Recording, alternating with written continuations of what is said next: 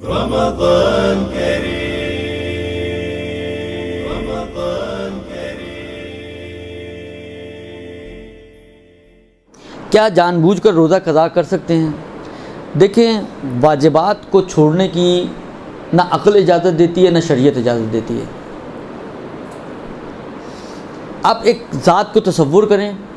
ایک ایسی ذات کہ جس نے آپ کے اوپر اس وقت سے نعمتوں کا نزول شروع کیا ہے جب لم یکن شیئا مذکورا، ہم قابل ذکر چیز بھی نہیں تھے۔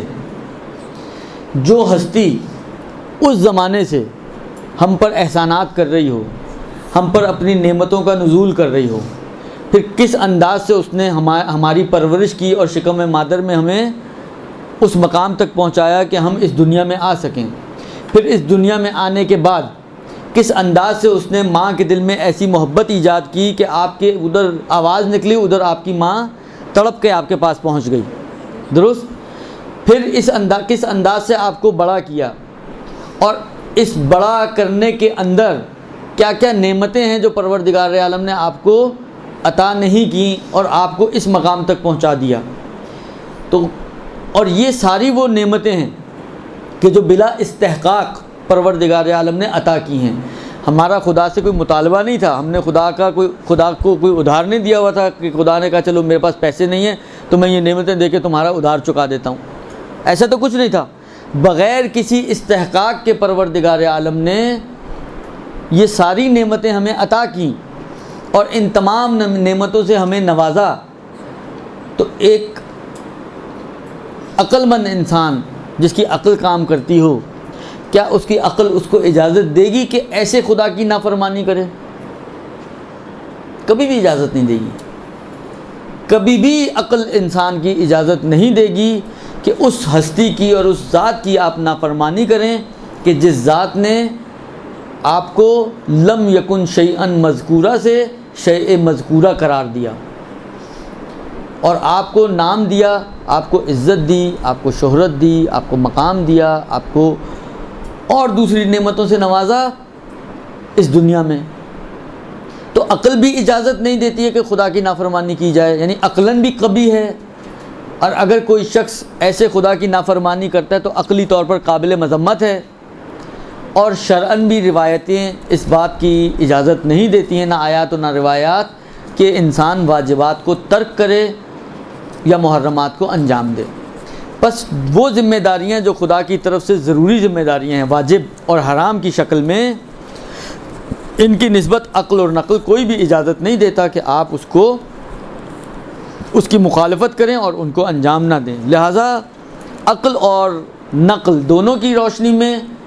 یہ چیز جائز نہیں ہے کہ آپ ان روزوں کو کہ جو پروردگار عالم نے سال میں ایک مرتبہ آپ کی گردن پہ رکھے ہیں اور آپ کے فائدے کے لیے رکھے ہیں، ان روزوں کو آپ چھوڑیں اور ان روزوں کو جان بوجھ کر اور عمدی طور پر بلا عذر شرعی، بغیر کسی عذر کے آپ ان کو ترک کریں۔ ہاں، عذر شرعی موجود ہے یا عقلی عذر موجود ہے، مثلا فرض کریں وہی حرج کی کیفیت بن جائے، روزہ آپ کے لیے حرج ہی ہو جائے،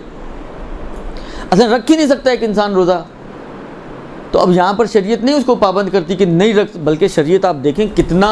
احسان ہے اس پروردگار عالم کا۔ خدا کہتا ہے اگر امکان اور خوف بھی ہو تمہیں بیمار ہونے کا تو روزہ چھوڑ دو، نہیں کہتا جب تک تمہیں یقین نہ ہو جائے بیماری کا اس وقت تک روزہ رکھتے رہو۔ کہتا ہے خوف، مندہ خوف ایسا جو واقعی عقلائی ہو، عقلا کی نظر میں قابل قبول ہو۔ یہ جب ہم کہتے ہیں خوف عقلائی ہو، عقلا کی نظر میں قابل قبول ہو، اس سے مراد یہ ہوتا ہے کہ وسوسہ اور وہم اور اس قسم کی کیفیت نہ ہو۔ اگر واقعاً آپ کا عقلائی خوف ہے آپ کو کہ اگر آپ نے روزہ رکھا تو یہ آپ کے لیے نقصان دہ ہے، تو شریعت آپ کو کہتی ہے کہ نقصان برداشت نہ کرو، روزہ چھوڑ دو، نقصان سے اپنے آپ کو بچا لو اور بعد میں اس کی قضا کر لینا جب تمہارا نقصان ختم ہو جائے۔ تو اس سے اور زیادہ سہل اور آسان شریعت آپ کو کہاں ملے گی کہ جو آپ کی طبیعت کو مد نظر رکھتے ہوئے آپ کو فورس کر رہی ہے کہ اگر طبیعت ہے تو رکھو، نہیں ہے تو چھوڑ دو۔ لہٰذا بلا وجہ اور بغیر عذر کے روزوں کو چھوڑنا جائز نہیں ہے، حرام ہے، گنہگار بھی ہے، اور گنہگار ہونے کے ساتھ ساتھ جہاں اس روزے کی قضا اس پر واجب ہے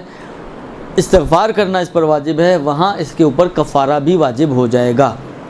لہذا اس کو کفارہ بھی دینا پڑے گا۔ اللجن اللجن اللجن اللجن یا مولا اللجن اللجن اللجن اللجن اللجن اللجن اللجن یا صاحب السماء